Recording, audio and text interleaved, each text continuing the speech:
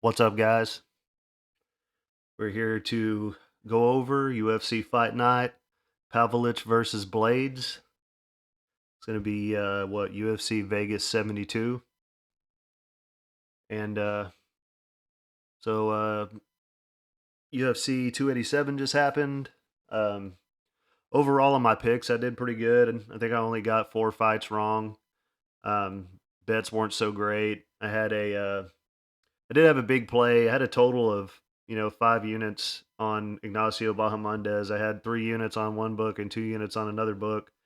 And I think it was like a minus one was like a minus 250, and I think another one was minus 260 or something like that. And so that play went well. But then I had a play on Adrian Yanez that didn't hit. He got destroyed. I was very disappointed in that. And then I had a play on Chris Curtis that didn't hit. So not so good on the bets there, at least on my posted ones. But yeah, I thought that headbutt in the second round played a lot into the Chris Curtis fight. He was basically knocked out there for a second. So maybe if that hadn't happened, he could have pulled it out. But Kevin looked pretty good, so can't take it away from him. But I did have, other than that, I bet on a lot of things that I don't end up posting. I usually forget. Like I have a Kevin Holland by knockout play that hit, and I did end up making. Y'all know I picked Christian Rodriguez to get the win, and I live bet him after the first round for some pretty good plus money, and ended up getting a good chunk there. And I also had a couple of prize picks bets that hit, but like I've said before, I'm not gonna be giving out any prize pick stuff, just because I want them to pay me, sponsor me or something. But maybe one day, I don't know if y'all are interested. Comment below. Maybe I could set up like a Patreon for $5 a month and post all my prop bets and prize picks and big parlays and stuff. But I don't like giving out the big parlays because they almost never hit. There's always somebody that screws it up. I mean, one of my parlays last weekend, a couple of days ago on Saturday, I was like, it was like an 8 fight parlay, and I was like 6 fights in, and somebody screwed it up. So I don't like giving that stuff out. I don't want to push people into putting their money on things that aren't going to hit. But if y'all wanted to see them, y'all just holler at me and let me know, and I'll put something together for you. Um, so please like and subscribe, and as always, please check out Chris Lytle's podcast, Lights Out Podcast. I don't get paid for this. I just like to. He was nice enough to do an interview with me, so I like to tell people about his show. I really enjoy it. It's a pretty good podcast, and sorry if I sound a little burnt up today, man. I was out working on a roof all day today, so it's just now getting hot again, but I'm not used to it because it's been like in the 60s for the past month, and it was like 80 degrees here in Texas today. So I'm got to get back used to that summer heat. So, anyways, man, let's get into this card. First up, we got Muhammad Usman taking on Junior Tafa, and I'm pretty excited about Junior Tafa, man. If y'all been watching my channel for a while, y'all know that when I first started, the first video I'd put out, I think was like an MMA news thing or whatever, and I had talked about, watch out for Junior Tafa. It was right before his last fight at Ryzen, and he got that knockout win. Um, but yeah, I'm looking forward to seeing what he's going to do in the UFC. So Muhammad Usman is taking on Junior Tafa, and Muhammad Usman is 34 years old, 6'2" with a 79-inch reach. He is 8-2 and 1-0 in the UFC. So Muhammad is he's a pretty big guy with a lot of power. Honestly, during the Tough Show, he didn't really live up to the hype, or he didn't seem to be as good as I expected. The brother of the at the time champ, you know, um, to be, and the fights are pretty boring, and he seemed kind of slow and pretty green to MMA, and he did show in the Ultimate Fighter finale that which I don't think anybody thought he was going to win that fight, and he just showed that he had big power for sure, and so I can't say much other than he has heavy hands from what I've seen. He hasn't really fought any tough competition. Um, he has a loss on his record to Dontel Mays, so that's not a very good look. Although it was earlier on in his career, but he hasn't had that big of a career so far. So the only advantage that he may have in this fight is his wrestling. Being a heavyweight and 34 years old, I just don't know, you know, how much he's going to have improved or will improve. Jumping into the game pretty late in life. Um, but who knows? Anything could happen in a heavyweight fight. He's going to be taking on Junior Tafa. He is 26 years old. He's 6'3". We don't have a reach on him yet. I can guarantee you it's probably pretty close to what Usman's is, if not better or bigger, longer. And he is 4-0, and it's going to be his UFC debut. Only 4-0, but he has a ton of kickboxing experience. He's fought over in Glory for a very long time. He was a New Zealand national champion, kickboxing champion. So here are all of his records that I could find for him. He had a 2-0 pro boxing record. His kickboxing record was 28-5 with 23 knockouts. His MMA career is 4-0 with 4 knockouts. Obviously, he's a very talented striker. He's got great Muay Thai, heavy hands. He moves really well for a heavyweight. It was hard to find a lot of his MMA fights, but like I said, I've been telling everybody to keep an eye on him for a while, and I expect him to put on a good show. Um, so he's in a bit better shape than his brother Justin Tafa. He's a little bit more leaner, and therefore he moves quite a bit, quicker. I would say his weaknesses are definitely his takedown defense, but I think that if Muhammad uses his wrestling in this fight, he'll just gas himself out and probably get knocked out anyway. So I'm gonna be taking Junior Tafa to win this fight. I'm gonna say knockout round 2, maybe round 1. But maybe Muhammad will have some success early on with the grappling, maybe hold Junior up against the cage and try to wear on him that way. And most likely he'll gas himself out, and Junior will end up catching him, in the second round or maybe the third. Next up, we got danaa taking on Blaydes Hiestand. Danaa is 33 years old. He is 5'7" with a 70-inch reach. He is 12-4, and he's 3-3 in the UFC. And this is a guy everybody that was really high on after that 3-fight knockout streak he went on. People were so high on him that Chris Gutierrez was an underdog against him, and of course Chris knocked him out in that fight. But that just tells you that everybody's really high on Chris right now, and so they were picking this guy over him at that point. So people were really high on him. I can't fault him, for that knockout. Chris is really good. I was disappointed in his last loss though.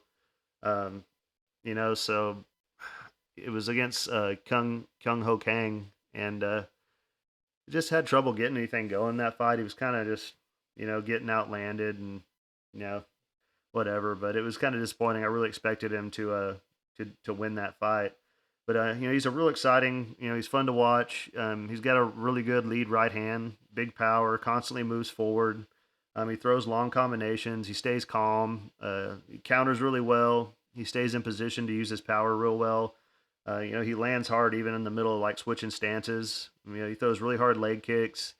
I think he was being just a little bit too careful in his last fight, coming off of that knockout. He will have the striking advantage in this fight.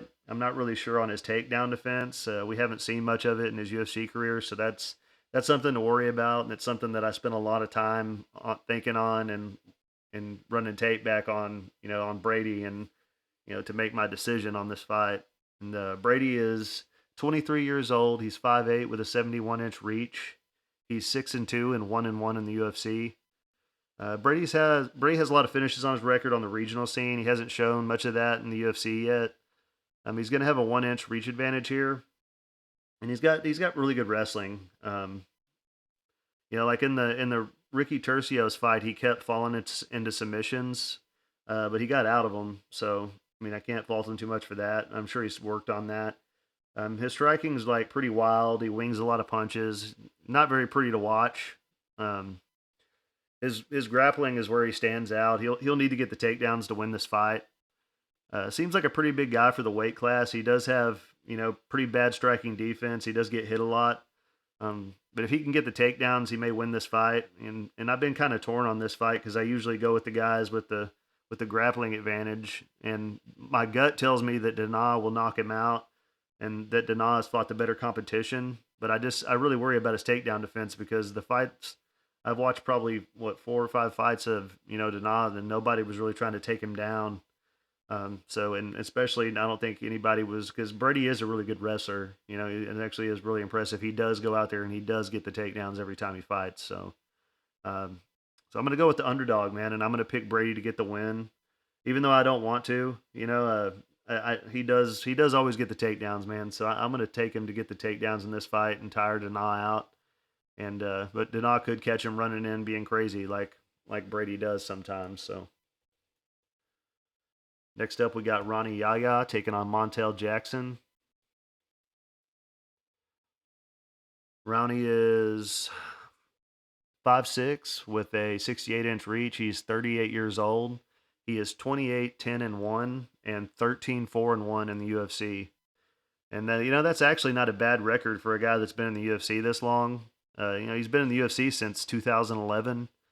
Obviously, if you know anything about him, he's good. Good. He's got good jiu-jitsu. Tons of submissions on his record, and he goes for takedowns nonstop in his fights. Mainly because he can't strike very well. He does throw with a lot of power when he strikes, though. But he's kind of like a bantamweight Damian Maia. He has really good top pressure. He's real good at holding guys down. He is going to be at a major size disadvantage in this fight, and there's not a lot to say, man. He's a great grappler. He might slow down in the third after chasing the takedowns for the entire fight, but he is pretty solid with his grappling. One of the best. Really great submissions. So he's going to be taking on Montel Jackson. Montel is 30 years old. He's 5'10" with a 75.5-inch reach. He's 12-2 and 6-2 in the UFC. Montel's a really talented fighter. A lot of people are really high on him. I'm real high on him. He's going to have a 7.5-inch reach advantage here. He's real long for the division. He has big, heavy hands. He's very well rounded. Really good wrist control is one of the things he really uses very well. And he's got good submission defense. Good takedown defense, good wrestling. I did find myself very frustrated with him in his last fight, but he had just came back from being out over a year for that last fight. So it was a lot closer fight than anybody thought it should have been. He couldn't get the takedowns in the first round. He was missing all his punches, and then he gave up a takedown at the end of the first round, and just wouldn't put down a lot of volume. He got the win, but it was a close fight, and it was Julio Arce. Julio's pretty good, but I thought that Montel was just this guy had all the hype on him and everything, and I expected him to get a finish in that fight, but I'm going to chalk that up to him coming back from over a year off. And a lot of people might not agree with me, but there is a path to victory for Yahya here. And Montel has had trouble in the past with really good grapplers and wrestlers. I'm going to pick Montel to win, by decision. But I'm not going to touch this fight. The line on him is already way too high. He was last time I checked, he was like a minus 650. And I don't know that he is that that deserving of being that big of a favorite against a guy that's as good of a grappler as Ronnie Yahya. And I will tell y'all one thing, that I'm probably gonna do, but depending on what the props are on it, if there's a crazy, big plus money play on Ronnie Yahya to win by submission, I would put a little bit of money on it just in case. Even what if it's like a plus 600 and you put $100 on it. It's if he wins, that'll be the way he wins, by submission. So I don't think he's gonna win. I think Montel's gonna do it, but you just never know, man. And if you're looking for a way to play an underdog or anything like that for some big plus money, if Yahya wins, it will be by submission. So that wouldn't be a bad angle to attack it from. But I think Montel will win. I think he'll end up getting the decision. Next up, we got Carlos Candelario taking on Rafael Estevam. And Carlos is 31 years old. He's 5'8" with a 68-inch reach. He is 8-3 and 0-2 in the UFC. So, Carlos isn't a horrible fighter. He really hasn't had any easy fights as of late. I mean, if you look at his last few fights, the Contender Series fight was against Victor Altamirano. Lost a split decision there. It was a close fight, and Victor has since proven to be a very tough guy. He's put on good performances. And he's on a winning streak right now in the UFC. And then he had Tatsuro Tiara. That's a guy who's undefeated and a very talented grappler. And then after that, he had Jake Hadley. So I mean, not an easy run for him so far in the UFC. So it's kind of hard to hold all that against him. And but there are some things. He has good striking. He's pretty fast with his hands. He's pretty well rounded. It's hard to know how bad his grappling is based off of one fight with Tiara, who's an amazing grappler. Um, one thing to watch with him, he has struggled to make the weight, and I think his last fight he missed weight by a few pounds, and probably due to that issue, he does slow down quite a bit after the first round. And I think he should consider going up to bantamweight and giving it a shot because the UFC seems to be doing him no favors. Once again matching him up with an undefeated prospect, and I think maybe he wouldn't have so hard of a weight cut. Maybe his cardio would be better if he was up a weight class. He's a good size flyweight, so I think he would do well at bantamweight. He's going to be taking on Rafael Estevam. He is 26 years old. He is 5'8" with a 69-inch reach. He is 11-0, and this is going to be his UFC debut. And this guy's real exciting to watch. Most of his wins are by finish, knockouts and submissions both. He's obviously very well rounded. He's going to have a 1-inch reach advantage here. He's got really good cardio. He pushes a tough base on guys, which is going to serve him well in this fight. Um, he's a good size for the weight class. In his fight on the Contender Series, he showed good submission defense, good ground and pound, throws really hard elbows from top position. He's a very good grappler. And I definitely see his game plan working out well for him in this fight. And I'm going to be taking him to win by submission in the second round. He's a very tough guy, man, and very impressive for somebody who's these organizations that he's been fighting in are pretty small, man, whatever. And so you don't think much of it, but the way this guy fought, he shows to be very talented, very, very good grappler, very good submissions, man, very strong, gets the takedowns, man, very good at scrambles and all that stuff, man. So I think he's a safe place to put your money, man, if you can get a good line on him.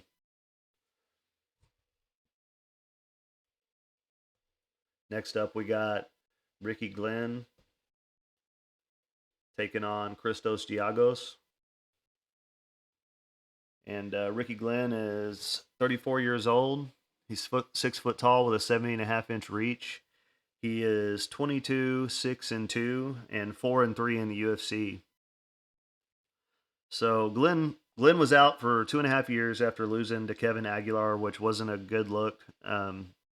Came back, got a quick knockout on Joaquin Silva, who just ran into a big punch, face first, basically knocked himself out. And which I think that brought a bunch of hype on Ricky because before that I don't remember anybody talking about him much. He was able to go to a draw against Grant Dawson. Dawson gassed himself out. He out grappled Ricky the whole first round, and then second round, and then Ricky came on in the third round and was able to get a 10-8. And he's been out for another year and a half now. So as far as the pros for Glen, I'd say good cardio, good striking. He's got a really heavy right hand. Power carries over into the third round. And as far as cons go, we just don't know what he's going to look like, after another long time off. And he has struggled with the takedowns quite a bit in the past. So it's something to watch out for. He's going to be taking on Christos Giagos. He is 33 years old. He is 5'10" with a 71.5-inch reach. He's 19-10 and 5-6 in the UFC. So One thing I'll say for Christos is he's fought the tougher competition. I won't hold his last loss, his last two losses against him much because Arman Sarukian is one of the best, and Thiago Moses is a very, very talented grappler. Which has been common for him. He's been submitted, a few times in the UFC by very good guys, though, and he's been working on that. He's been competing in grappling competitions. He had a win in a Fury competition not too long ago. I don't know if they got that pulled up on here. I guess I'd have to look at his record, but it's not that important. But I don't think he'll have to worry about takedowns in this fight unless he's the one going for him. Giagos has definitely been the more active fighter as well. He's going to have a 1 inch reach advantage. He has pretty quick takedowns. If he has the wrestling advantage, he can use it very well. We saw that in some of his fights with Carlton Minus. He was very dominant with his grappling in that fight, and Sean, Soriano, but Sean's a horrible fighter. So, but and I think he's going to have the better cardio here, Giagos, and I think he will be the bigger, stronger guy here. I have trouble understanding why it's so one-sided towards Glen. Because if you look at it, 88% for Glen. uh, Because if Grant's cardio wasn't bad in that fight, and he would have ended up losing, he was able to control him for that one more round, and he would have lost that fight. You know, this would be a pick 'em probably, or he would be just a slight favorite. So yeah, I mean, yeah, I could say that Giago's record doesn't look that good, and I would agree with that. But also, Glenn's doesn't look all that great either, as far as we're talking about like UFC records. And kind of torn on this fight because I could see Glenn getting the knockout, but I could also, see Giagos getting the takedowns and winning. And I kind of want to pick Giagos, man. Kind of debating on it. I mean, I wouldn't put money on it. I do think he has a lot of potential, and I think the matches that he's been getting have been kind of. I mean, it's kind of hard to get a win over a Thiago Moises or a Arman Sarukian. So I'm hoping that he shows up in this fight. I want Giagos to win, but I am going to pick Glenn to win. Uh, as far as a method of victory, let's say he gets the win by, and I'll go with decision, man. Next up, we got Priscilla Cachoeira, Zombie Girl, taking on Karine Silva. Uh, Priscilla Cachoeira. Cachoeira is 34 years old. She is 5'7" with a 65-inch reach. She is 12-4 and 4-4 in the UFC. So the most impressive thing about Zombie Girl is her power, and she has 3 finishes in the UFC. She just finished Ariana Lipsky in the first round, and Lipsky just beat JJ Aldrich. So that's an impressive win, especially in hindsight. And she really loads up on the right hand. Yeah, I'm a fan of hers. I always want her to win. She has struggled in the past with submission defense. She seems to have improved quite a bit, and she's going to have the power advantage here. And she throws hard kicks. She can take a punch. She always goes forward. Not very technical. She throws really wild on the feet, but I don't really mind it. She's always exciting to watch. And it's another one that I kind of really want to pick Priscilla here because she's very impressive, from what I've, seeing the finishes she's been getting and everything. And she's going to be taking on Karine Silva. She is 29 years old, 5'5" with a 67.5-inch reach, and 15-4 and 1-0 in the UFC. And she's very talented. She has really great jiu-jitsu, lots of finishes on her record. On the regional scene, sorry, I was getting some water. So her debut was over a girl who's since been cut from the UFC. Who was that? Pauliana Batella. And she's gonna have a 2-inch reach advantage here. She is she's a more technical striker than Cachoeira. She'll have the grappling advantage here probably. Silva should win this fight. If you're looking at stats and performances and all that, on paper, Silva should win this fight. Cachoeira has fought the better competition. Most of Silva's fights, end in the first or second round. So I wonder how she's going to look in the third. Um, I think Silva will win by sub if she does win. Silva's going to be the pick, but I want Cachoeira to win. And I mean, I can see a scenario where Cachoeira eats everything Silva has to offer and wins in the third round. So I won't put money on this one. I really want to pick Cachoeira, but Kareen's definitely got the more clean technical striking. But if it goes late into the fight, Cachoeira is definitely alive for a third round knockout. So be watching the live betting on that too, man. I make money on that live betting almost every week, man. So a lot of the times it's what saves me. So always keep an eye on that. Maybe one of these days I'll end up doing like a fight companion and watching the fights on a live stream or something, and that way y'all know when I'm putting live bets down or something. Next up, we got Francis Marshall taking on William Gomis.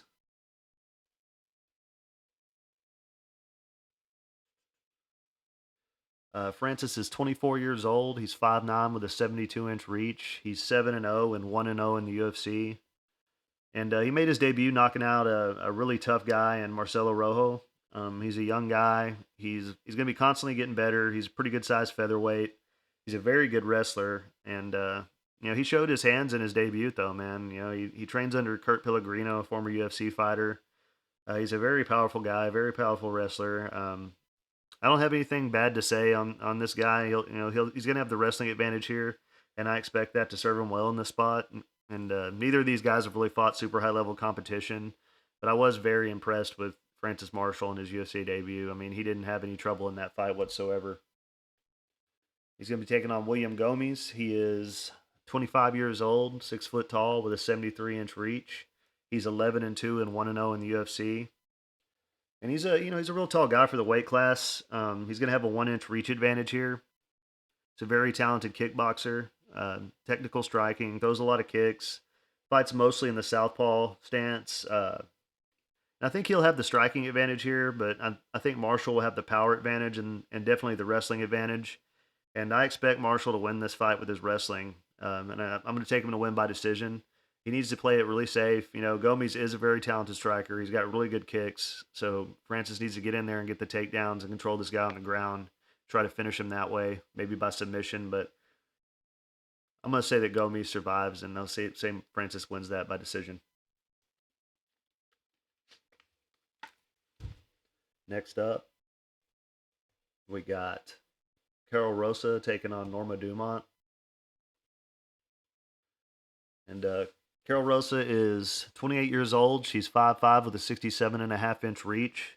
She's 16-4 and 5-1 in the UFC. That's a pretty good record, man. For being in the UFC, for a young girl that's just starting out her career, is already 5-1 in the UFC. So she's very well rounded. She has really good trip takedowns, good top pressure. She had really good jiu-jitsu and submissions. Looking forward to seeing how she's going to look up at featherweight.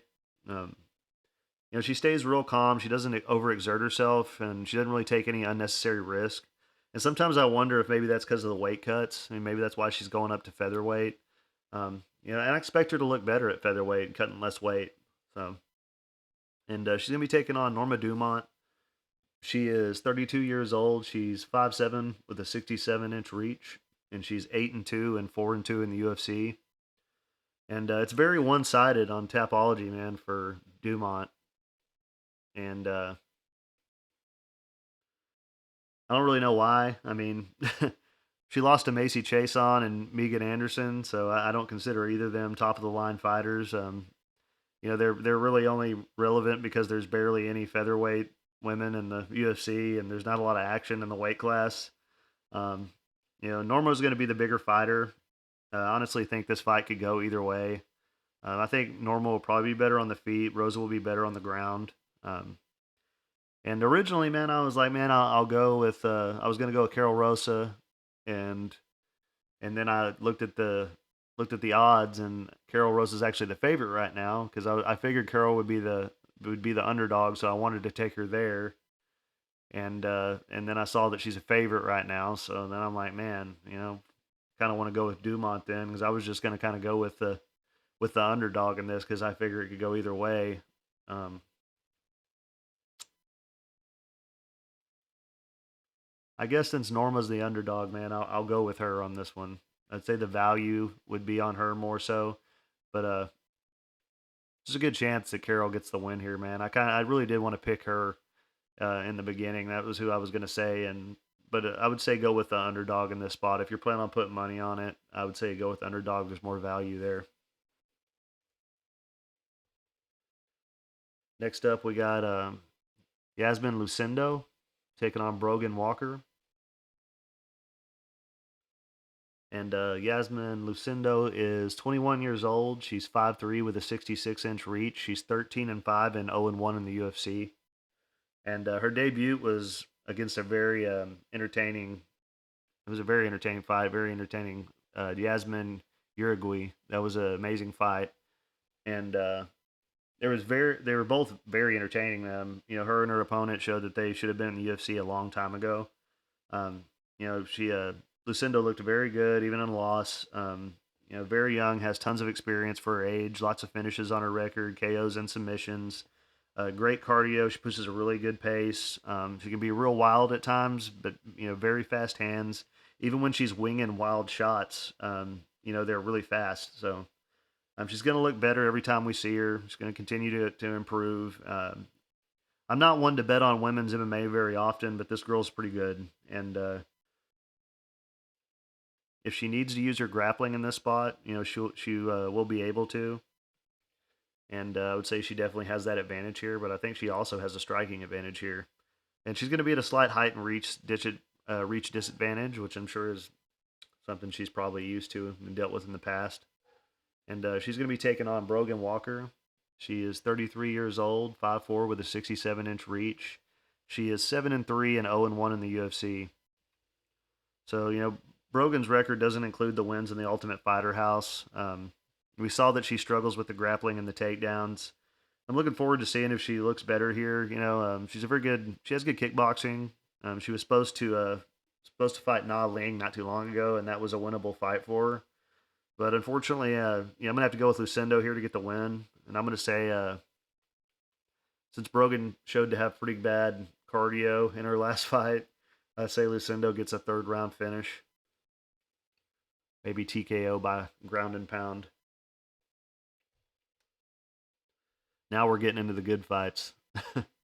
Yeah, this card isn't. I guess it's pretty good. The next card that I'm about to start working on is one of the ones that I don't think is very exciting until you get to the last few fights on the card, if I remember correctly. But it could be another one. I don't know. I look at all these cards all the time. We got Jeremiah Wells taking on Matthew Semelsberger. And Jeremiah Wells is 36 years old. He's 5'9" with a 74-inch reach. He's 11-2-1 and 3-0 in the UFC. Now, I had my doubts about Wells, before the UFC, but I'm a big fan now. He's won me some money in his last two fights. He showed to be very powerful, very well rounded. He had 3 finishes in a row so far in the UFC, and super strong guy, short and stocky for the weight class.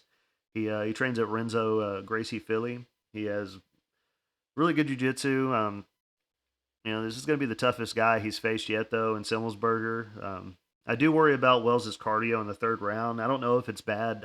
We haven't got to see him go to a third round yet. It's the only reason I say that, and it could be just fine. So, not just something we haven't seen yet. And he's going to be taking on Semelsberger. He is 30 years old, 6'1" with a 75-inch reach. He's 11-4 and 5-2 in the UFC.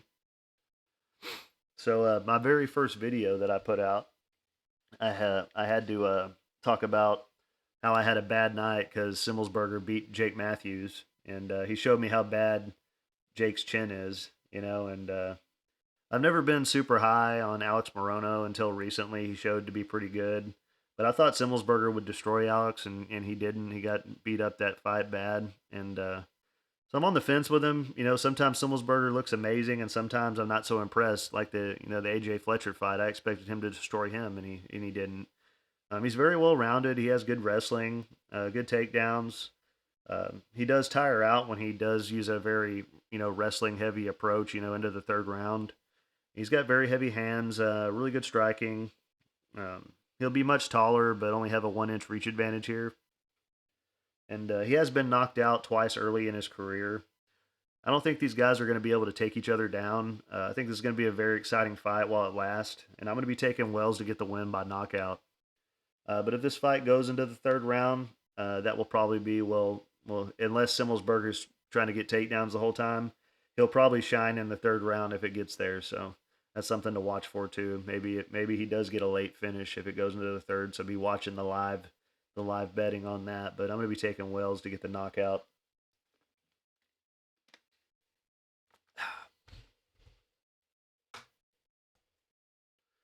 Next up, we got Brad Tavares taking on Bruno Silva. And Brad Tavares is 35 years old, 6'1", with a 74-inch reach. He's 19-7 and 14-7 in the UFC.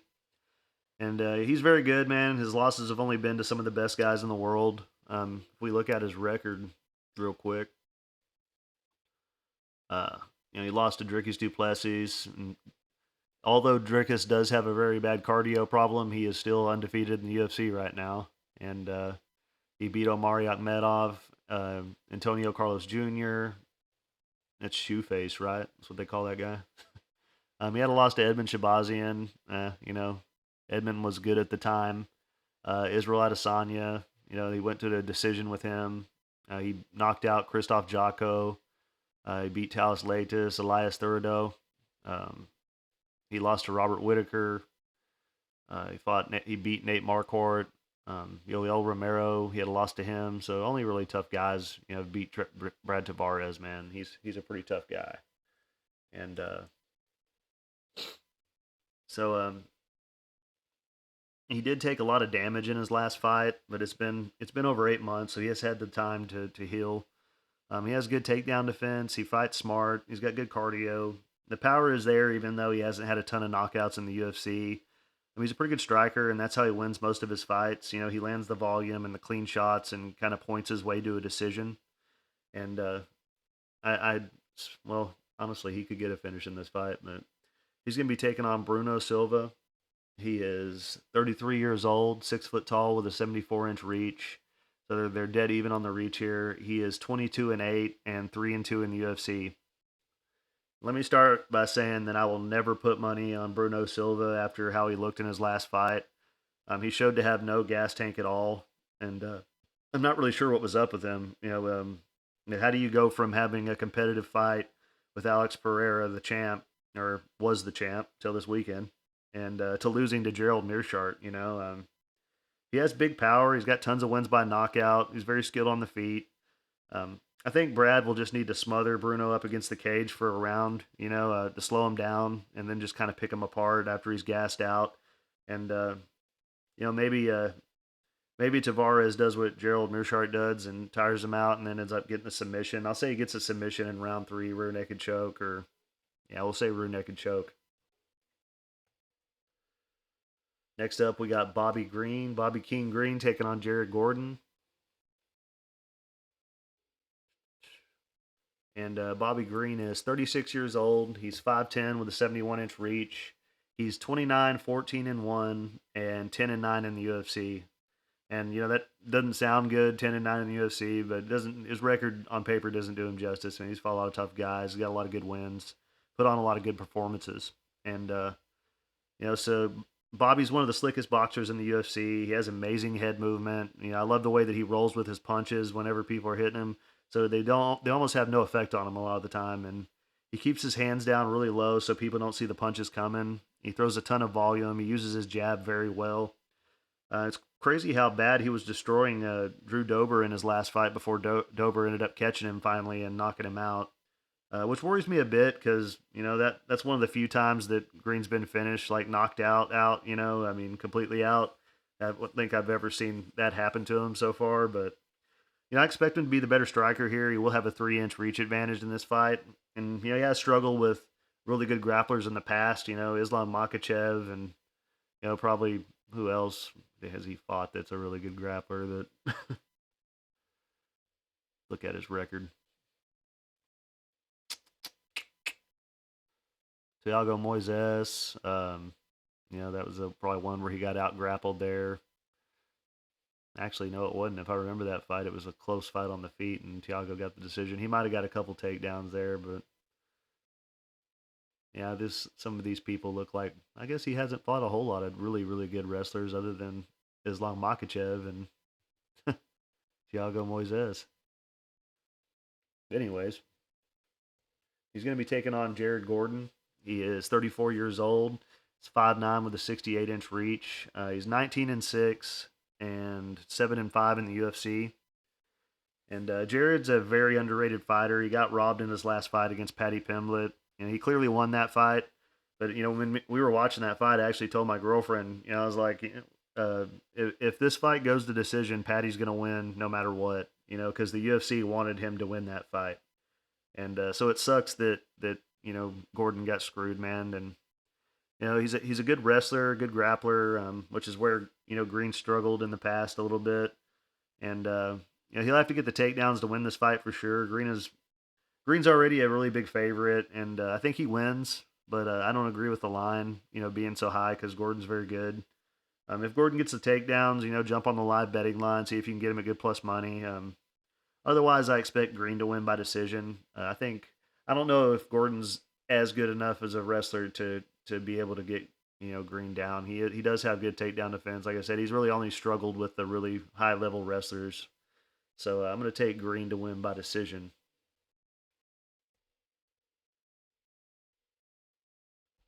Next up, we got Yadong Song taking on Ricky Simone. And Song is 25 years old, 5'8" with a 67-inch reach.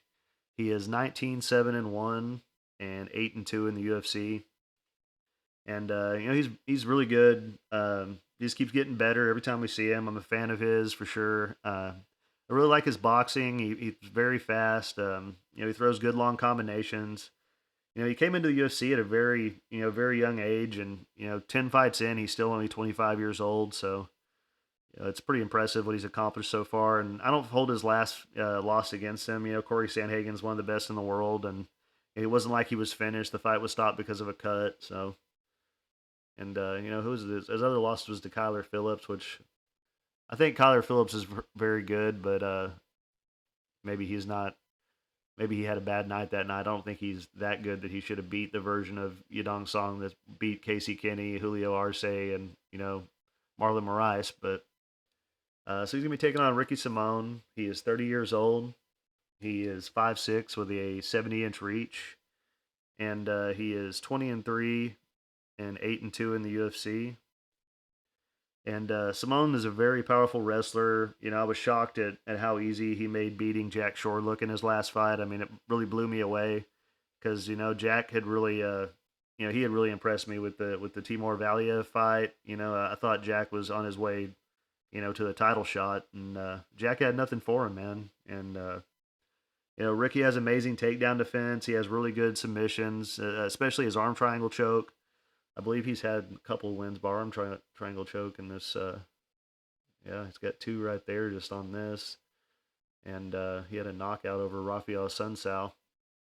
And he's got powerful hands. He's going to have a 3-inch reach advantage in this fight. So I'm pretty torn on a pick for this fight. I think Song's going to have the striking advantage. And I think this fight could really go either way. And it's tough for me because I've been riding with Song. I mean, I picked him to beat Corey Sandhagen, and I'm really high on him. But I have seen him get taken down, a few times, and I think Ricky's going to be able to use his wrestling in this fight to get the victory. Would I be surprised if, Yadong Song caught him with a big punch and knocked him out? Absolutely not. But I'm going to be taking Ricky Simone to get the win here. And I think he's going to use his wrestling and win a decision. Next up, we got the main event.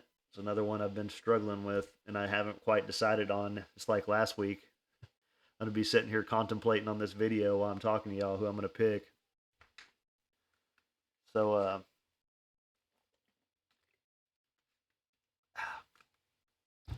Sergey Pavlovich versus Curtis Blaydes. Sergey is 30 years old. He's 6'3" with an 84-inch reach.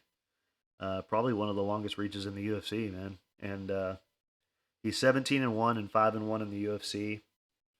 And one of the things to talk about in this fight, obviously, if you go back and look at his record, he is he lost his UFC debut to Alistair Overeem by ground and pound. He was taken down, and so that's something to worry about here because these people, you know, Marcelo Gomes, is he even in the UFC anymore? I don't know. Maurice Green isn't, and Shamil Avranimov, everybody's beating him right now, and yeah, Derek Lewis and Tai Tuivasa are good wins, but I kind of really worry about his takedown defense and what happens if he is unable to land that big shot. But it only takes one shot, as he's shown, one punch, is and he's got the power, man. He's a good striker, good kickboxer. Haven't got to see much of his ground game. He's a really big guy. I'm sure he's not easy to get down, but man, he's got the touch of death. You know, I mean, he knocked Derek Lewis down, tied to Ivasa like they were nothing. Uh, so that's scary, man. So it's kind of hard to go against that. And he's going to be taking on Curtis Blaydes. He is 32 years old, 6'4" with an 80-inch reach. He is 17-3 and 12-3 in the UFC. You know, looking at Curtis' record, he's very good. You know, whether anybody likes him or not, I didn't like him for a while, but I'm back. I'm back into being a fan of his. And you know, if you look at his losses, man, it's only been to Francis Ngannou twice, and Derek Lewis. You know, he ran into that uppercut going for a takedown, and everybody was calling him a boring fighter and stuff like that. You know, and he came out there and knocked out Chris Dawkins, which everybody's done that now, but at the time it was a big deal. And you know, for the brief little bit of time that the Tom Aspinall fight lasted, he was actually throwing some good punches and landing a few good shots on Tom. You know, before the fight got stopped due to that knee injury. And I guess he had one no contest knee injury for, I don't even know who that guy is, Adam Milstead. I'd have to go back and look at that one and see what happened. But you know, obviously he's gotten a lot better with his striking, and that's not something he's going to want to play around with in this fight, with Sergey. And he's going to need to get the takedowns, and he's going to need to do it quick. And I just don't know, man. If Sergey hits him one time, it could be over. So I don't I don't know, man. I'm really torn on this fight because my brain tells me pick Blaydes because I think Blaydes is probably one of the I think he's one of the better fighters in the heavyweight division right now. I think he could put up a good match with John Jones because he is one of the few heavyweights that can wrestle. But I also would love to see Sergey Pavlovich and John Jones, even though Jones would probably clearly win with his wrestling. But man, I'm torn on this fight. I want to pick Blaydes. I really do. It's hard to pick against freaking the Russian touch of death guy over here. Man,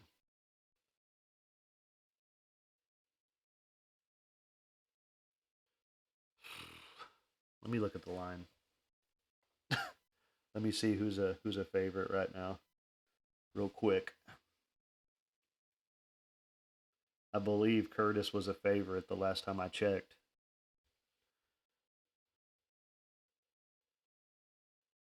This book would hurry up and load. So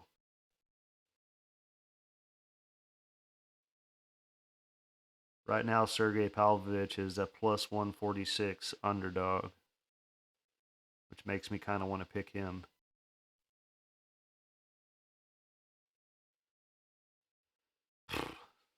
You know what? I'll say the value's more on Sergey Pavlovich and his power. Yeah, but I do think Blaydes will win. I'm gonna go with Pavlovich, man.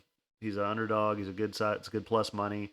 that's the place to put your money, man. If you're betting on this heavyweight fight, because all he has to do is land one punch, and Blaydes has been knocked out before, but it's another thing to watch, man. Obviously, you're not going to get too good of a price on Blaydes if he gets the takedown on the live betting because he's already a favorite. So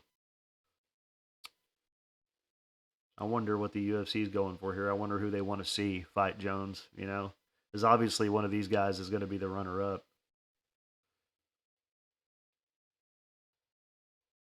Yeah, man, I'm gonna pick Pavlovich because he's plus money. There's value there. Anyway, that's it for my picks. As far as bets go, let's see here. So got a play on got a 1 unit play on Jeremiah Wells. I got a 2 unit play on Francis Marshall, and I took I took I took Wells and Green and made a 2-man parlay plus 127 for that, and I just put like a little, like, point quarter unit, or probably even less than a quarter unit. I don't even remember, but and then I then added Marshall and Simone to that, and that's a plus 531 parlay. So yeah, and I put just like probably a few $100s on that, and I didn't put too much on it. But that's all I got so far this week. Oh yeah, and also um, sometimes it bites me in the ass jumping on the lines real early, but they've got Benil Dariush, at least on, which book was that? I think it was on Bovada. I don't know. I have like 3 books I use, but he's a minus 120 right now for the Charles Oliveira fight, and I am going to be taking Dariush to win that fight, and he might wind up at plus money later on. I don't know, but I seemed like 120 was a pretty good price. Minus 120 was a pretty good price to jump on. If he winds up as being an underdog, I'll put even more money on him, for the plus money. But I just wanted to, yeah, go ahead and let y'all know on that one. That way, if y'all are interested, you can jump on it ahead of time, whatever. But yeah, man, that's gonna be it for me today, man. Sorry if I sound a little worn out. I wish I didn't have to freaking build houses for a living, but I wish I could do this, make some money doing this. But y'all let me know what you think about me starting a Patreon. If any of y'all be interested in that, like $5 a month, and I'll post like prop bets and prize pick stuff on there and stuff like that, or maybe different, bigger parlays, like the stuff that I don't ever, post or whatever. But I really appreciate you guys, man. Please like and subscribe. I think I'm over 150 subscribers now, so that's a big deal for me. So I've only been doing this a few months, and I look forward to hearing all you guys, man, in the comments and everything. I always enjoy bullshitting with you guys. So thank y'all very much, man. Y'all have a good night, man. I'm out of here.